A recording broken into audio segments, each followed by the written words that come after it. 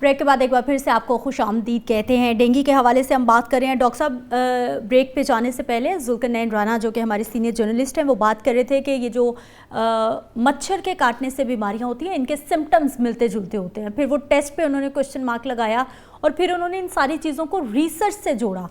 आप हमें मज़ीद बेहतर बता सकते हैं कि कितना रिसर्च का फुकदान आप पब्लिक हेल्थ प्रोफेशनल्स भी फील करते हैं कि कोई भी बीमारी आती है, चाहे वो हमने कोविड देखा, कोविड म्यूटेट होता रहा, उसकी शक्लें चेंज होती रहीं, और क्या आपको ऐसी ट्रेनिंग्स मिलती हैं, क्या आपको ऐसे मतलब ट्रेनिंग सेशंस मिलते हैं कि आपको पता चले कि बीमारी किस किस तरह से अपना बिहेवियर चेंज कर सकती है?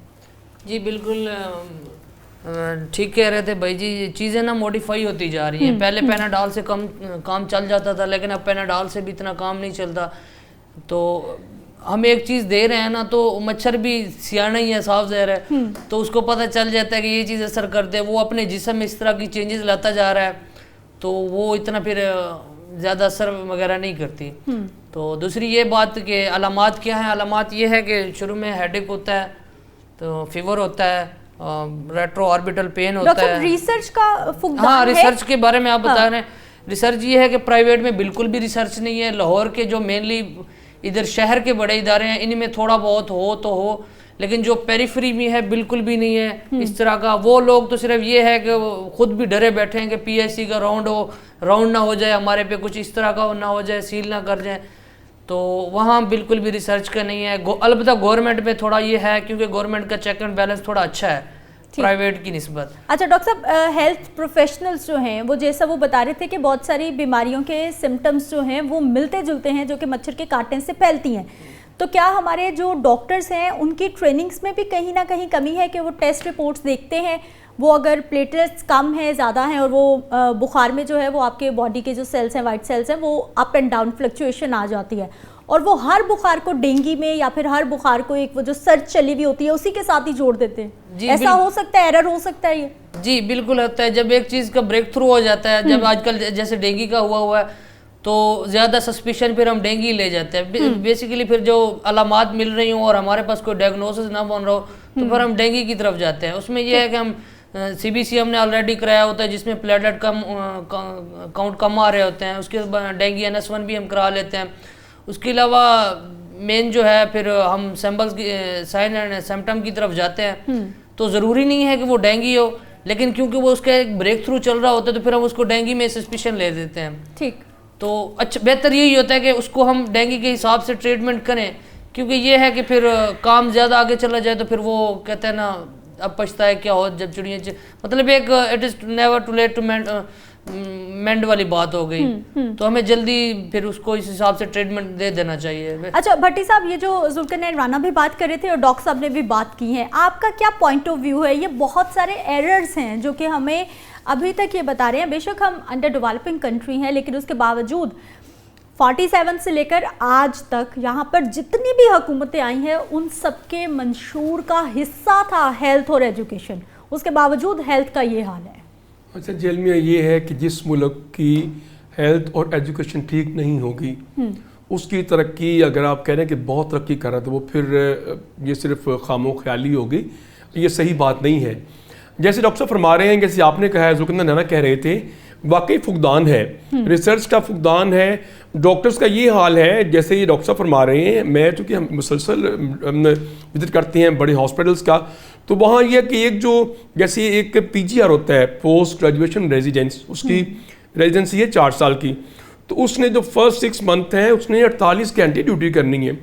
चाहे वो लाहौर PIC में डॉक्टर हो, वो मॉर्निंग इमरजेंसी भी कर रहा है, फिर ICU भी कर रहा है, फिर वार्ड भी कर रहा है। जब एक बंदा इतना होगा कि 48 घंटे ड्यूटी कर रहा है, तो फिर जो लोग होते हैं, जो अटेंडेंट्स आते हैं, वो कहते हैं कि जी आप हमें मरीज़ को नहीं देख रहे।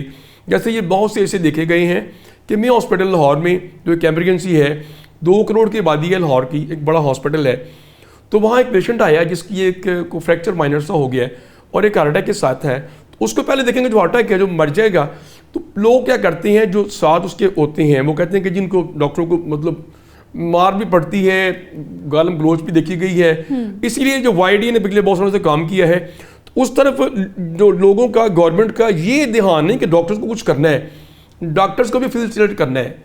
अगर डॉक्टर फैसिलिटेट नहीं होंगे तो फिर काम किस तरह चलेगा। Obviously, और जो रिसर्च की बात है, रिसर्च कुछ नहीं है, सॉरी टू से। अच्छा, मच्छर की जो इकसाम है 3500 इकसाम है, डेंगू जो है इसकी, मच्छरों जो आम मच्छर है उसकी 3500 इकसाम है।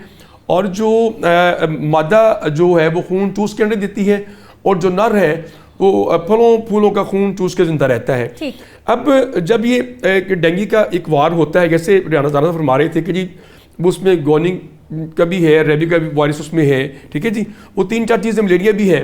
तो वो उसके लिए यही है कि डॉक्टर जो है, जो बाहर प्राइवेट बैठे हैं, जो हॉस्पिटल्स में हैं, वो CBC करवाएं, NS1 करवाएं।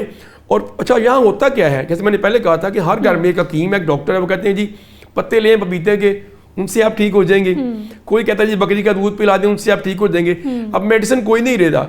हालांकि इसमें डॉक्टर साहब बेहतर जानते हैं कि अगर सेल्स, जब एक बड़ा हॉस्पिटल में मरीज गया है, उसके सेल 30,000 है रह गई हैं, तो प्लेटलेट्स 30,000 पर दाखिल नहीं करता हॉस्पिटल में। कहता है कि आप घर जाएं, CBC करवाएं, अनटिल जब 10-15,000 रह जाए तो फिर जो है मरीज का मसूड़ों से खून आता है, फिर खतरनाक सूरत होती है। भट्टी साहब, बिल्कुल आप सही बात कह रहे हैं, लेकिन अब वो कोई ज़माना होता था कि ग़िज़ाओं से इलाज हो जाता था, लेकिन अब जो हमारा बिहेवियर बॉडी का बन चुका है, अब वो ग़िज़ाओं से इलाज करने से हम बहुत आगे निकल चुके हैं। जुल्करनैन राना साहब, मुझे ये बताइएगा सर, पंजाब का जो बजट है हेल्थ के लिए वो है जी 631 अरब, जिसमें डेवलपमेंट बजट भी है और नॉन डेवलपमेंट बजट भी है।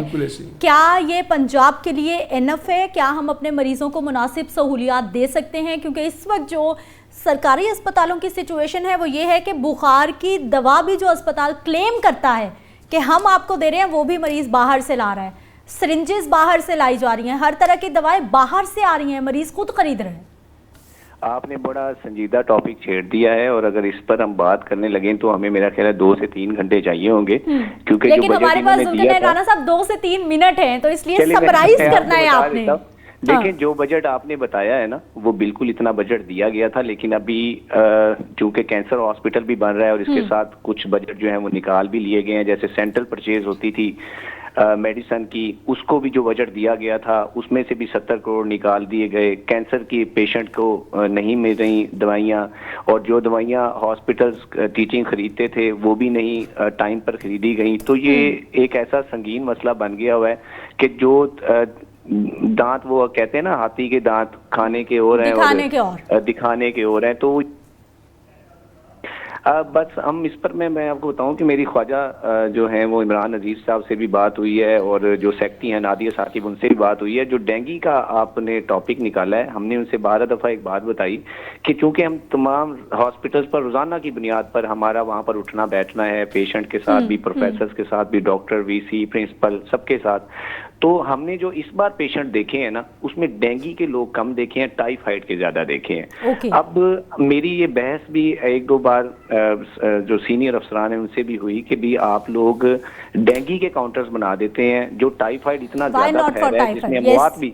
जुल्करनैन राना साहब हमारे साथ मौजूद थे, और प्रोग्राम में भट्टी साहब हमारे साथ मौजूद रहे। डॉक्टर साहब, आपका भी प्रोग्राम में शामिल होने के लिए बहुत ज़्यादा शुक्रिया। प्रोग्राम का वक्त इख्तिताम को पहुंच चुका है, और मामला यही है कि डेंगू मुसलसल बढ़ता जा रहा है, और अगर आपने भी बचना है तो सरकारी अस्पताल या प्राइवेट अस्पताल में जाने से बेहतर है कि आप अपने घर को स्प्रे कर लीजिए, क्योंकि हमेशा एहतियात इलाज से बेहतर होती है। इजाज़त दीजिए, कल मिलते हैं अल्लाह के निगहबान।